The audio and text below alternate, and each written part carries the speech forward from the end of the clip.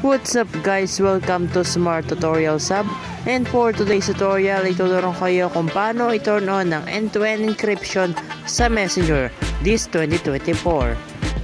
Pero bago tayo magsimula ay huwag kalimutang mag-like, share, and subscribe. Una po muna of course ay buksan ng Messenger. Then pag may lumabas na po na enter your PIN to sync your chat history ay ilagay po ang iyong PIN. Kung nalimutan po ang inyong PIN ay nasa channel ko po ang mga pwedeng solusyon nito. Then magantay lamang po ng ilang seconds. Ay mali pala, kaya mahalaga nga po na tandaan ang chat PIN ng inyong account.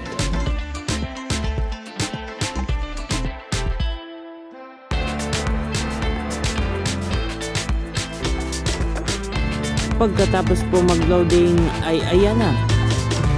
Okay na po. Na-turn on ko na po yung end-to-end encryption at na-sync ko na po yung history ng aking mga chat. At ganito lang po yung kadali pag alam mo yung iyong chat PIN. Kung nakatulong sa iyo ang tutorial na to, please like, share, and subscribe.